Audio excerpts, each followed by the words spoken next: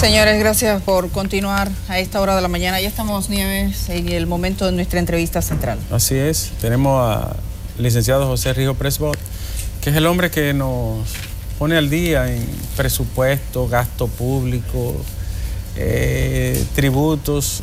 Rijo se ha convertido en una escuela virtual porque todos le seguimos a través de las redes, no solo en las entrevistas presenciales, Edith, sino a través de las redes y también de sus artículos publicados, por la objetividad, la manera clara en que usted expone, señor Rijo, y creo que nos ha metido a todos en el tema del presupuesto, que en este país era una materia totalmente echada de lado. Buenos días. Muy buenos días, Ricardo, Edith.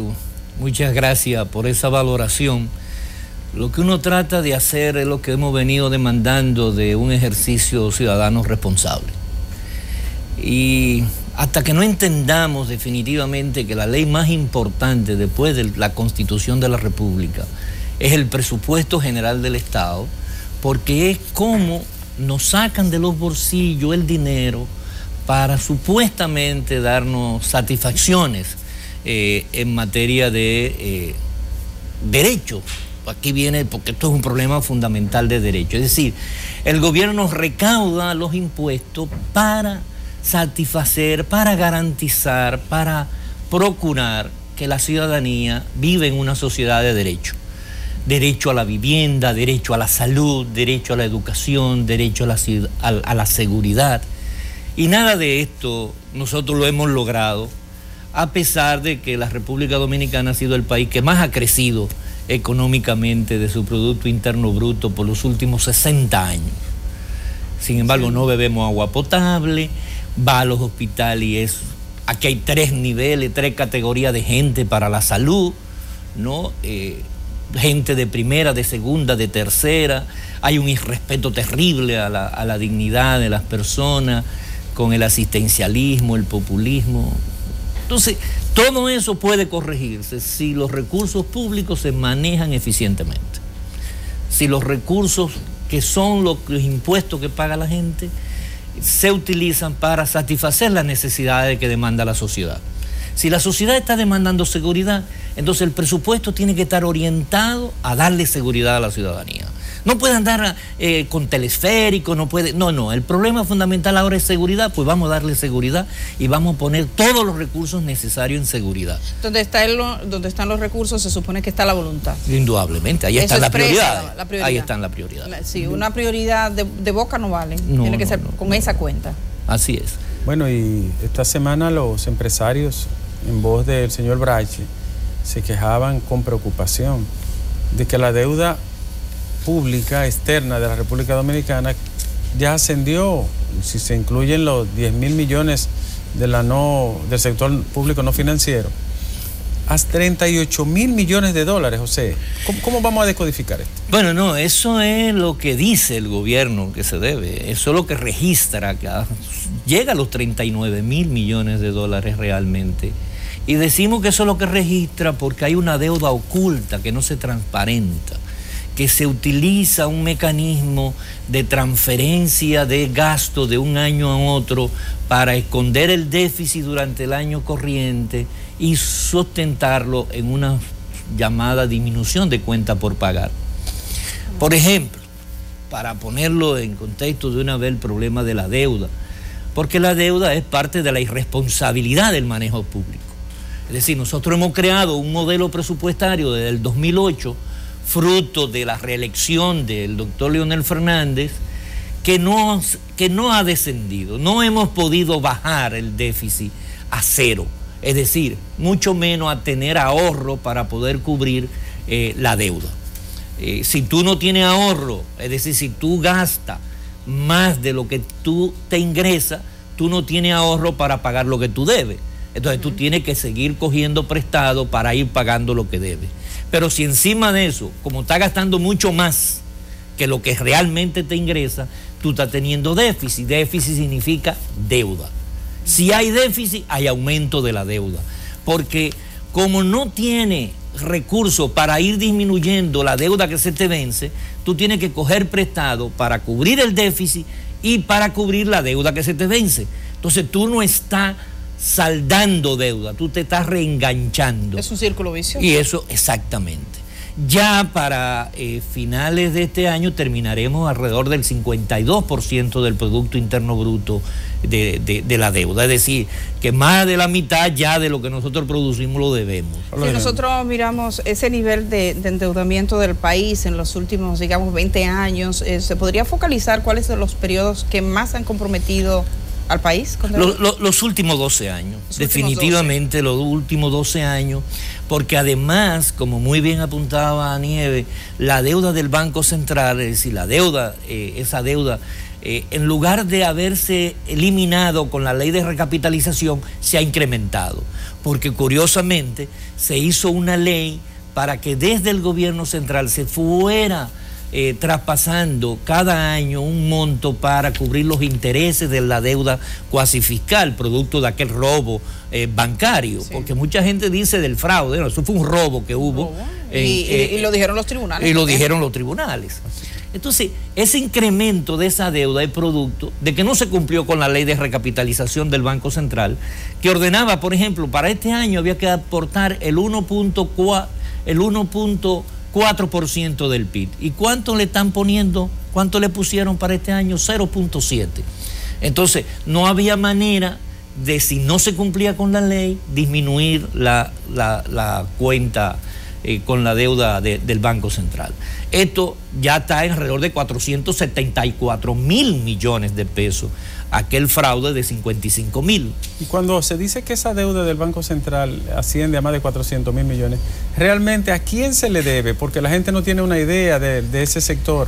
Y entonces, como no se pagan, no se cumple, se va acumulando, ¿cuáles son los activos afectados? O sea, ¿quién la mayor participación lo tienen los fondos de pensiones. Los fondos de pensiones. Ya entiendo. Que están ahí, tienen certificado y los intereses de esos certificados debía haberse ido pagando con lo que generaba el gobierno, sí. Pero el gobierno no le cumple al Banco Central y por lo tanto hay que emitir nuevos certificados. Y eso es un círculo también vicioso. Quiero vincular deuda, presupuesto y nivel de endeudamiento, precisamente para entender este asunto. ¿Cuánto se tomó prestado este año para completar? Bueno, lo presupuestado es de 171.000 millones de pesos este año. Lo presupuestado. Vamos a decir como déficit. No. El déficit que dice el gobierno que va a tener son 87.000 millones. 87.000. Ahora, no es verdad que va a quedar en 87.000. Ellos lo van a presentar en el 2.2% porque eso es lo que ellos hacen, maquillar la cifra. Una muestra de lo que maquillaje es lo que salió en estos días en los medios de comunicación, en las redes, de una autorización que pedía el plan presidencial contra la pobreza para canasta navideña, donde estaba pidiendo 1.200 millones de pesos y la Dirección General de Presupuestos solamente le autorizó unos 240 millones y 960 se lo transfería para el año, para el 2018. Ahí está la carta. Mire la carta. Esa es la carta. Esa es la carta de solicitud. Sí. No, donde le autoriza ya del Ministerio de Hacienda. Esta es la autorización. Esa es la Dirección General de Presupuesto, donde le autoriza a cubrir 240 millones y a pasar 960 para el año que viene. Pero ese gasto, ¿cuándo se está originando? Se está originando en el año 2017. Eso es correcto. Por lo tanto, es parte del déficit del 2017. Pero una cosa que quería preguntar. Perdóname, así como eso, como esos 960 millones, para el año que viene, hay 37.400 millones de pesos transferidos. En esa misma condición. En esa misma condición. ¿Gastados este año? Gastados este año y transferidos para el año que viene. Al presupuesto del próximo año. Y lo ponen como disminución de cuenta por pagar. Pero eso es irregular, o sea, ¿pueden comprometer el presupuesto del próximo año de esa forma? No. ¿Gastar este año lo del próximo? Es que es una violación a la ley de presupuesto de este año, primero.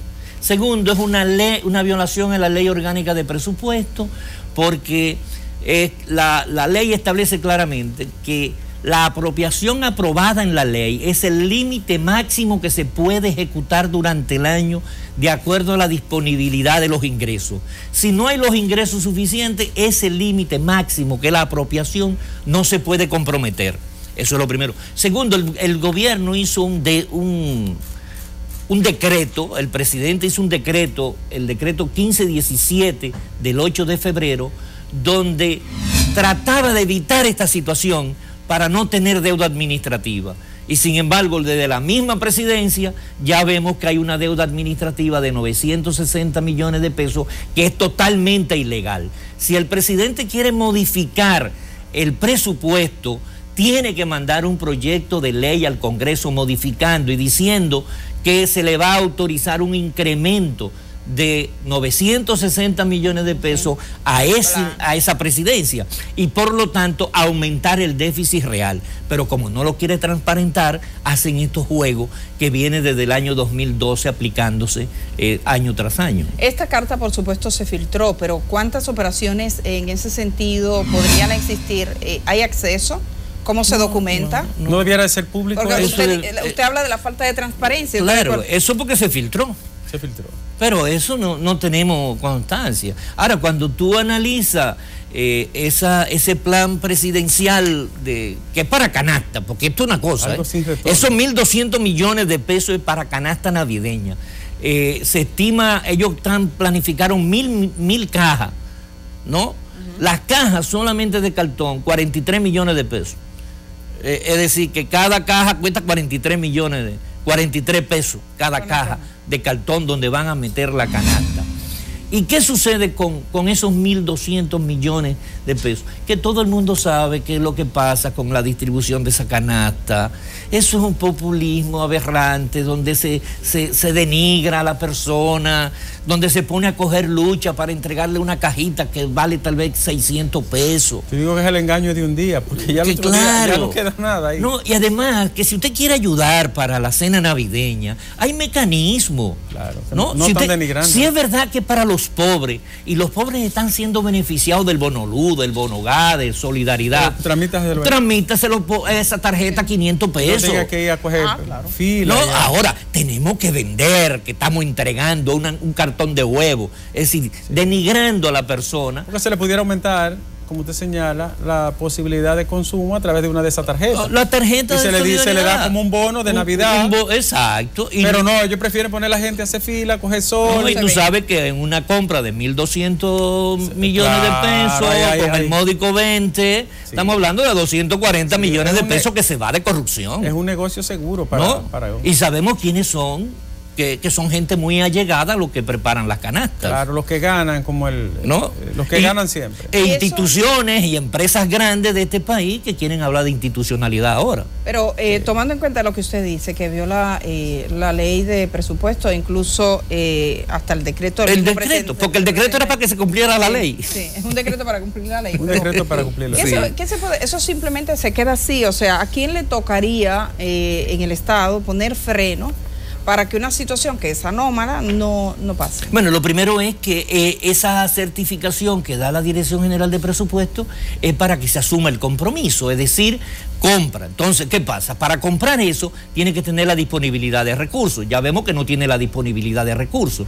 Por lo tanto, el Contralor General de la República, es decir, el auditor que está en la Presidencia de la República, que pertenece al Contralor, que depende directamente del Presidente de la República, tiene que decir, no puedo autorizarle 1.200 millones, solamente 240 millones para pago. Por lo tanto, no puede comprarlo, porque hay la auditoría, ahí es que interviene la Contraloría General de la República. Pero como eso no funciona, porque la Contraloría General de la República aquí, la Cámara de Cuentas, que también es un cuento, pero no ha dicho en todos sus informes de los últimos años, al menos mientras estuvo Licelo, que se violaban las normas, los procedimientos, las leyes, que no había confianza en las informaciones, que no se podían homologar, que lo que decía Crédito Público no era lo mismo que decía la Dirección General de Presupuesto, que no era lo mismo que decía la Dirección General de Contabilidad. Entonces, ¿qué Ministerio de Hacienda que nosotros tenemos? Si no confiamos, si no se pueden homologar las informaciones. Entonces, aquí solamente le queda lo que pasó ayer a esta sociedad. Es la movilización social, es el empoderamiento, es organizarse y entender que hay que transformar la relación de poder, que hay que cambiar, que hay que quitar del poder, porque con el PLD en el poder no hay posibilidad bajo estas condiciones de hacer las transformaciones que demanda la sociedad. Basta ver lo que está sucediendo con el presupuesto, con el proyecto de ley de presupuesto para el próximo año. Con las exoneraciones. ¿No? Oye, quería referir. Yo lloro, a mí me duele porque yo fui legislador, ¿no? Y tratamos mucho de que el Congreso constituyera una fuente, porque fue el último poder del Estado que entró a su modernización. Y nosotros tratamos de impulsar una modernización. No se puede justificar la actitud pasiva, displicente, de desconocimiento de lo que es el presupuesto por parte del Congreso.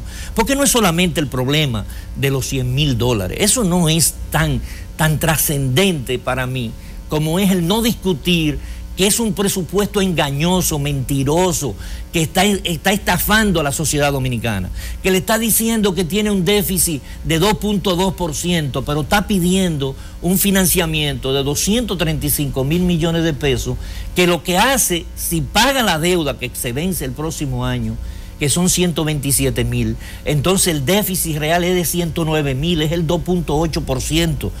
Esa es la realidad de ese presupuesto.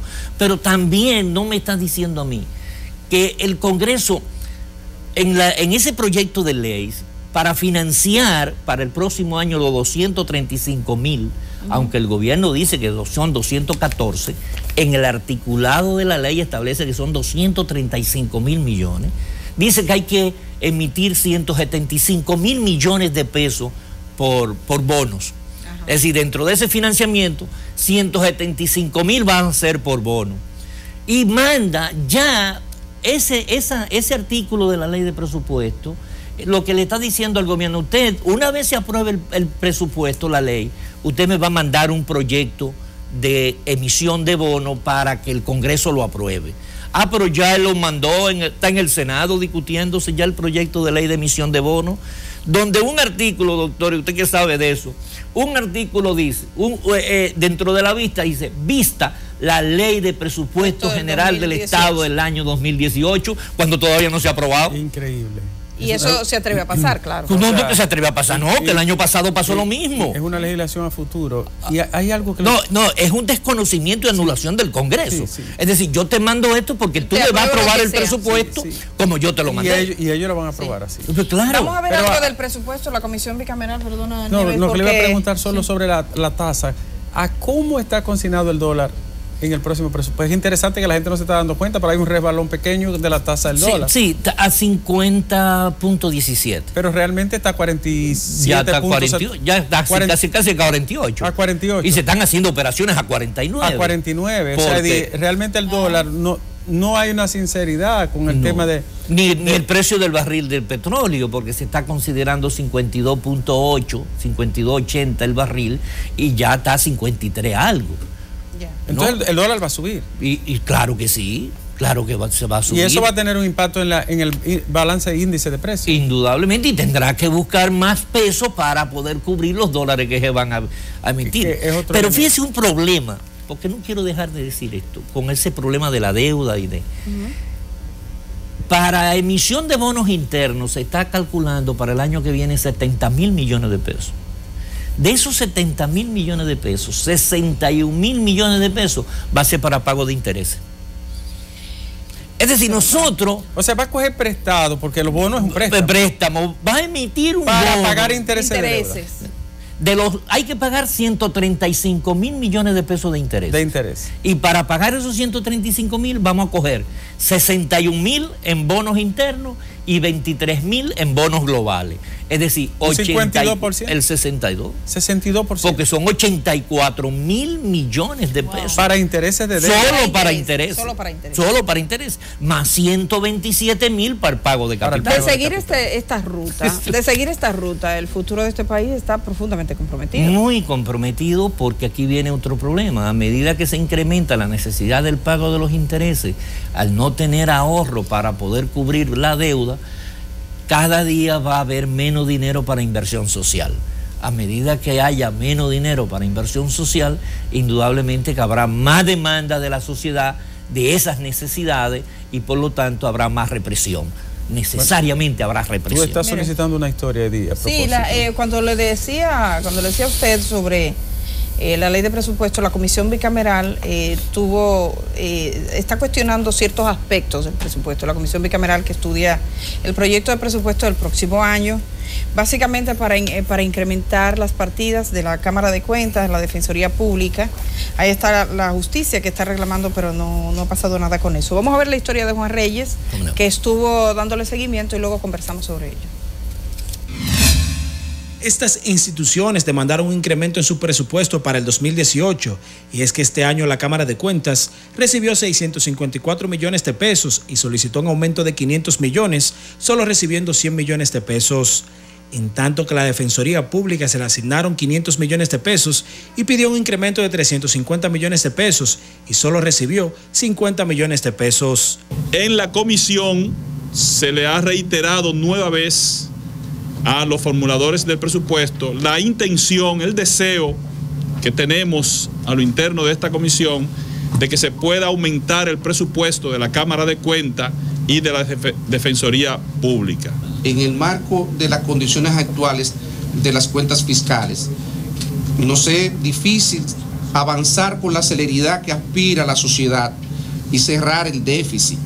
Este adendum deberá ser presentado por la Dirección de Presupuesto tras analizar de dónde va a sacar los recursos. Estamos contemplando por iniciativa del Ejecutivo hacer una enmienda, y dentro de esa enmienda contemplar una modificación de esa petición, de ese artículo que nosotros habíamos sometido en el proyecto de ley de presupuesto general del Estado.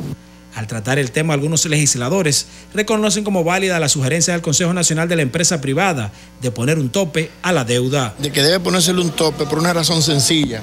Va a llegar un momento en el que nosotros vamos a tener que coger prestado para poder pagar. Entonces eso no está haciendo cada año un presupuesto hasta cierto punto deficitario, porque hay que sostenerlo con nuevos empréstitos. Lo que sí genera divergencias es el tema de las exoneraciones de los legisladores. Se eliminaran, pero eso lo entiendo yo, pero el Congreso es soberano. El tema tiene que ser discutido, porque ¿qué pasa? La mayoría de los legisladores no quieren la exoneración. ¿Por qué? Porque los funcionarios tienen vehículos, desde que son nombrados le dan un vehículo.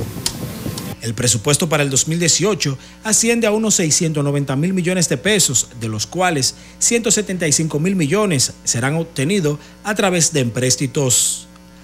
Juan Reyes, NCDN. Bueno, vista algo que parece legislador, que está diciendo, creo que vocero del bloque del PRD. Un desconocimiento rotundo. Que dice, va a llegar el día en que cojamos prestado para pagar deuda. O sea, estamos cogiendo dinero prestado para pagar interés. Pero él no sabe que se está cogiendo dinero para interés. No. O sea, esa gente no tiene una idea, muchos de esos señores. Y es parte de una comisión técnica de gran responsabilidad. No tiene una idea de qué está ocurriendo en realidad. No, y fíjate, el diputado Wellington Arnaud le hizo una propuesta a la comisión bicameral para que los presupuestos se dividieran en función de las comisiones permanentes del Congreso. El Congreso se forma por comisiones por ministerio. Hay una comisión de salud, una comisión de educación, entonces que se desagregara, es decir, se dividiera y se le entregara a cada comisión para investigar si real y efectivamente lo que estaba ahí convenía. Pero fíjate que hay el buen amigo Cabrera del PLD, hablaba de que el Congreso es soberano. Soberano para eso. Que el Congreso es soberano. Una muestra de que no es soberano es que le pide que el Poder Ejecutivo haga una adenda. Es decir, ellos no son capaces de modificar el presupuesto. Exacto. Ellos tienen la facultad para modificarlo y no tienen que pedirle al Ejecutivo que le mande una adenda, por Dios. Tienen facultad para devolverlo. Sí. Y devolverlo. Y no solamente eso. Se habla de la Cámara de Cuentas. A mí me gustaría saber si el proyecto de presupuesto de la Cámara de Cuentas fue elaborado como dice la ley, que es con una participación de la Cámara de Cuentas, un representante de la Cámara de Diputados y un representante del Senado. Es decir, que el presupuesto de la Cámara de Cuentas tiene que ser elaborado con participación del Congreso antes de ser sometido al Poder Ejecutivo. ¿Se cumplió con esa forma? No, hombre, no. Y lo del Poder Judicial, que usted mencionaba que no se le está contemplando nada. aquí viene otro. Como tenemos un poder judicial altamente dependiente políticamente del Ejecutivo, las 2/3 partes no son capaces de asumir lo que le manda la ley. ¿Qué dice la ley de autonomía presupuestaria? Que las 2/3 partes de la Suprema Corte de Justicia puede inhabilitar al director de presupuesto, a ese buen amigo Luis Reyes que ha hablado ahí, al tesorero, al contralor y el administrador del banco. ¿Tiene los mecanismos para...? Sí, por sentencia, inhabilitado si no le colocan lo que ellos solicitan. Pero como son un poder dependiente, lo que están esperando órdenes. No, y como el Congreso no es soberano, se hace cómplice del poder ejecutivo para impedir que el poder legislativo tenga sus recursos suficientes como manda la ley. Con algo peor, que los congresistas le viven aprobando todos los años juzgados, tribunales, y lo mandan al presupuesto general del Estado, sin confirmar de dónde van a salir esos recursos. Los recursos. Y sin embargo, no le ponen al Poder Ejecutivo los recursos que le corresponden. Para finalizar... Estamos ante una sociedad, a una institucionalidad total en la República Dominicana. Para finalizar, en mi caso, el tema de la salud. El tema de la salud, ¿cómo pasa en el presupuesto del próximo año? ¿Se queda igualito? Son 2.500 millones de pesos que le están incrementando al Ministerio de Salud para el próximo año. Realmente no va a tocar el 2 punto tanto por ciento. No, llega al 2%. Incluyendo cuidado. Incluyendo lo del agua, ¿no? Incluyendo todas las corporaciones. Se habla de los 11.000 millones en la OISOE, y es bueno que se apunte que son 11.000 millones para la reparación de los hospitales, pero un solo hospital, en la ciudad de la salud, Luis Eduardo Baibal, tiene 5.500 millones de pesos presupuestados. Cuando a ese hospital ya se le han invertido 5.300 millones de pesos. Es decir, que estamos hablando de que ese hospital va a salir por 10.800 millones de pesos. Publicidad y propaganda, ¿qué destinan en este capítulo? En términos, lo mismo, ellos están considerando alrededor de unos 8.000 millones de pesos que al final se convierten en 11.000. Para publicidad y propaganda. Sí. ¿Hay un gobierno de la región que pueda destinar? Y para personal transitorio son cerca de 11.000 millones de pesos. Personal transitorio. Sí, mira, esa plan de la presidencia tenía 12 millones presupuestados para este año. Y a septiembre ya ha gastado 32 millones de pesos en personal transitorio. Increíble. Tenía 12 presupuestados para todo el año y lleva 32 millones de pesos ejecutados a septiembre. Lo llevamos a usted bien rápido, pero es que es tan interesante. ¿Cuánto se va a destinar a política de migración, frontera, seguridad? El porcentaje no lo tengo precisado ahora mismo, pero no hay ningún incremento para la seguridad. No, hay incremento para la defensa, que es prácticamente un pequeño aumento de salario en el Ministerio de la Defensa. El CEFRON sigue teniendo más o menos la misma cantidad de este año, unos 280 millones de pesos. No llega a 300 millones. No llega a 300, la mitad de lo que le van a dar el despacho de la primera dama, porque esos son de las contradicciones. 800 millones, ¿no? Sí. Para la primera dama. Sí, una cosa. Y entonces, 8.000 millones de pesos en publicidad. Sí. ¿Hay un gobierno de la región que tenga igual? No. Y lo grande no es que la publicidad, es que es propaganda. Es propaganda. Es propaganda. Porque si fuera, por ejemplo, promoción de la salud. Por ejemplo. Que fuera tan importante. Una verdadera campaña con el tema de los feminicidios. Por ejemplo, en promoción. ¿Qué parte de la salud? En promoción y educación para la salud, que es uno de los servicios fundamentales, tiene 100 millones de pesos para todo el año. Para todo el año. Y ejecuta históricamente un 33, un 34%. Es decir, que no se lo dan. ¿No? Igualmente, la Defensoría de los Derechos Sociales y Económicos de la Mujer en el Ministerio de la Mujer, ¿qué tiene? 10 millones de pesos. Tenemos que irnos, pero Rijo, el tema de las exoneraciones de los congresistas, que también salía ahí, que ellos están rechazando. Se rechazan $100.000. Sí. Pero lo más triste es que en ese mismo artículo se establece que no se va a indexar, es decir, no se va a contemplar para los trabajadores el incremento que tiene que darse por inflación para el año que viene. Para los trabajadores. Entonces, para los trabajadores no van a eliminar eso. Le van a dejar que el gobierno no le aumente el salario, aunque sea por la inflación. Tenemos que invitar a José a hablar un día de esto solo de pensiones. Sí, de pensiones. ¿Tú sabes cuánto tiene el gobierno central, Hacienda? 109.000 millones de pesos de los bonos del dinero de los trabajadores. ¿Para qué lo tiene Hacienda? O para pagar gasto corriente, para pagar intereses, para entonces eso. La pensión de nosotros no está segura. Mira, como si continuamos la tendencia. Una pregunta tan inocente de Edith, pero tan venenosa. Continuamos la tendencia, Edith y Ricardo y queridos amigos y amigas. Si continúa esta tendencia, Puerto Rico no va a quedar chiquito.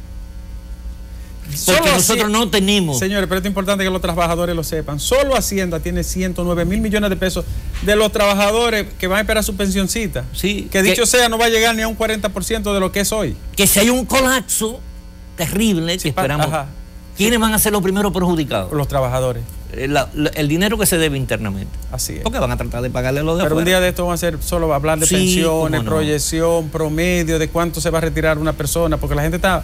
Ya por ahí, por el 2020, vienen el primer paquete de grandes pensiones. Solo para decirle, y este dato que me daba Gianna de Olio, a junio del presente año, de un total de 22.531 pensiones por discapacidad, que son las que están saliendo, y sobrevivencias solicitadas desde el inicio del sistema de pensiones, estamos hablando hasta junio de este año, se han solicitado en toda la época 22.531, se han declinado 10.417, 941 se encuentran en trámites, es decir, que solo se han otorgado 11.173 pensiones, un 49.59 de las solicitadas. Sí, el 50%. ¿Cuál va a ser el promedio de el monto de una pensión para una persona como nosotros, que estamos en el régimen contributivo? La proyección de cuánto tú vas a tener. ¿Cuánto vamos a tener, Dillo? Como el 40% de lo que tú estás ganando de manera efectiva. Porque es que nada más hay que pensar que el salario que tú tienes ahora es el año 90, tú tienes la misma capacidad de compra del año 90. Entonces la devaluación. Claro. Increíble. No hay un incremento. Los intereses que se están ganando las administradoras de fondos de pensiones no se están siendo transferidos porque se está ganando un Pero eso hay que revisarlo y transformarlo por completo. Dijimos que íbamos a hacer un programa con él. Sí, es verdad, sobre las pensiones, es verdad. Sí. Porque en Chile la están revisando. Claro, es que hay que revisarla. Pero hubo una gran movilización social. El cálculo actuarial no da. Vamos a hablar de eso. En Chile se movió 1 millón de personas. La gente se movió en la calle, aquí la gente ni lo entiende. No. Vamos a hablar de eso después, porque por hoy hemos terminado. Gracias, profesor. Gracias a ustedes. Y bueno, a ustedes les invitamos porque todavía hay más aquí.